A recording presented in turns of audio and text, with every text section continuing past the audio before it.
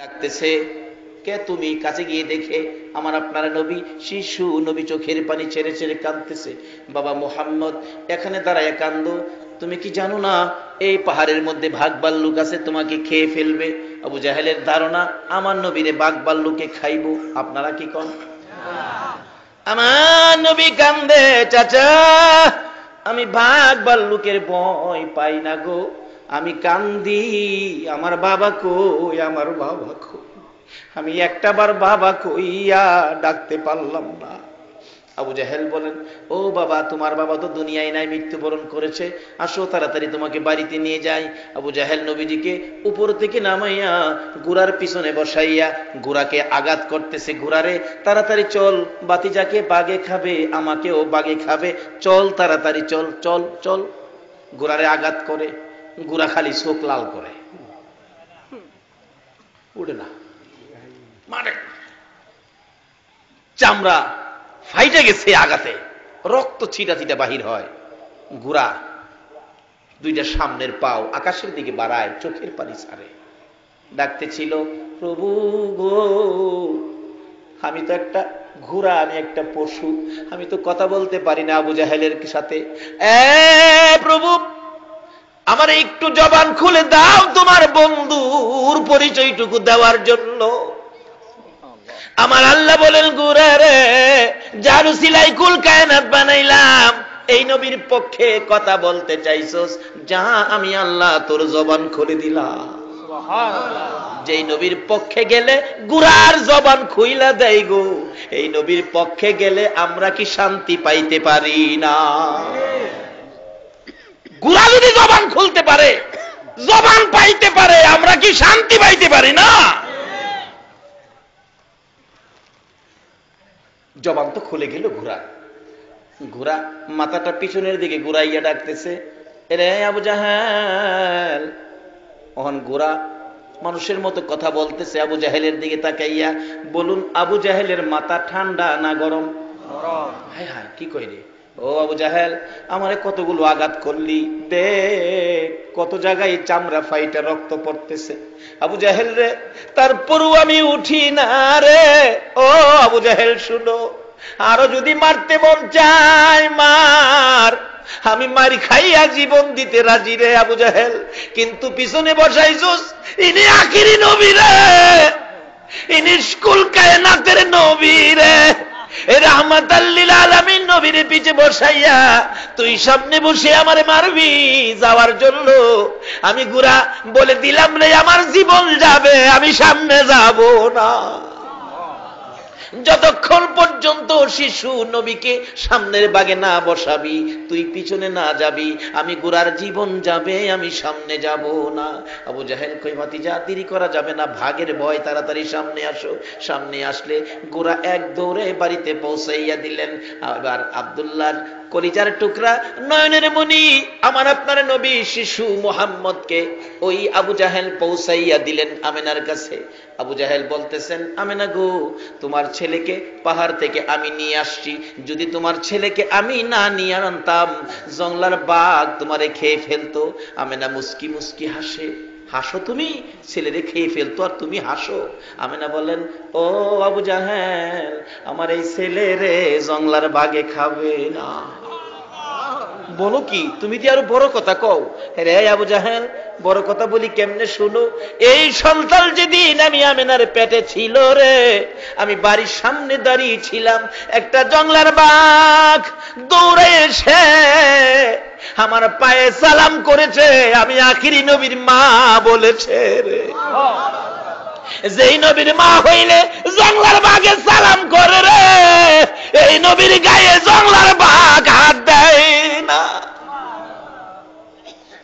বহু আলোচনা এখানে ছিল, লম্বা হয়ে যাবে, রাখলাম এখানে। বলতেছিলাম, আমার নবী ডাকে, চাচা গো, আপনি তো জানেন আমি কি কষ্ট করেছি, নিজেই পাহাড় থেকে নামায় এনেছিলেন, আমি বাবার ব্যথায় কাঁদছিলাম, আর আজকে আমাকে শেষ করে দেওয়ার জন্য আপনি গর্ত করেছেন। চাচা, এই কাজটা কি ভালো করেছেন? বাবা, ভালো করি নাই, আমাকে উঠাও। চাচা, উঠাবো, কালিমাটা পড়লে তোমাকে উঠাবো। না চাচা, আমি উইটা পড়বো। আমার নবী নিচের দিকে হাত দিলেন, চাচা কালিমা উইঠা পড়বে। আসলে কি সেই পড়বে? নিচের দিকে চাচা পড়ে আছে গর্তের ভিতরে। নবী উঠানোর জন্য নিচের দিকে হাত দিলেন আর ডাকতেছেন, চাচা উপরের দিকে হাত বাড়ান। আমার আল্লাহ বলেন, জিবরাইল রে, আমার বন্ধু যেখানে হাজির হয়েছে আর বাকি টাকি থাকবে না। হাতের সাথে হাত মিলে গেছে। আল্লাহু আকবার বলুন। হাতের সাথে হাত মিলে গেছে, টান দিয়ে উপরে উঠাইছে। চাচা কালিমাটা পড়েন। হ্যাঁ, বালু যারে জামাত থেকে বালু যারে কই ভাতিজা এত বড় জাদুগির তুমি, আমি আগে জানি না।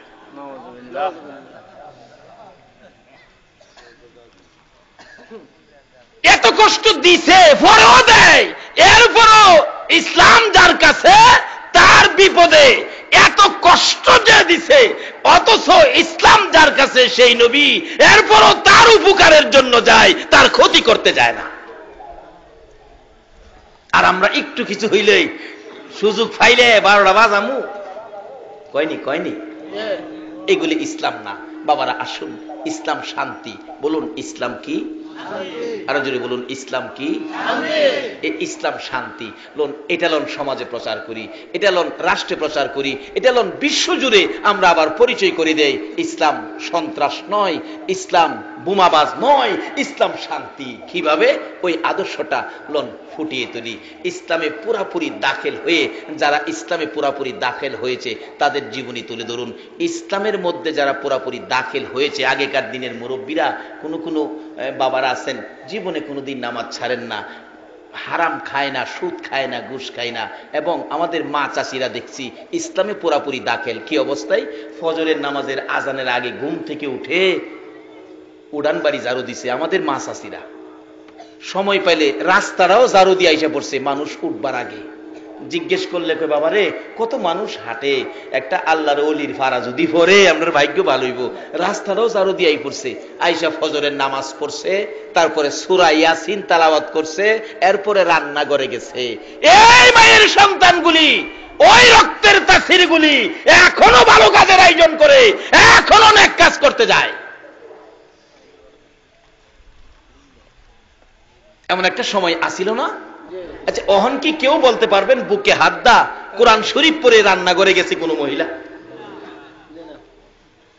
তাইলে শান্তির পথ তো হারাইছি। এই জন্য সমাজে ভালো মানুষের আশা করা যায় না, শান্তির আশা করতে পারি না। যারা ইসলামে পুরাপুরি দাখিল ছিল তাদের অবস্থান কি? আজকে আমরা আল্লাহর ওলিদের জীবনী, যাদের ডাক এখনো আমার আল্লাহ শুনে, আল্লাহর ওলিদের ডাক এখনো আমার আল্লাহ শুনে, দুনিয়া থাকতেও শুনে, কবরে গেলেও শুনে। আল্লাহু আকবার বলুন। কবরে গেলে ডাক শুনেছে। সিলেটের জমিনে দুইটা ঘটনা।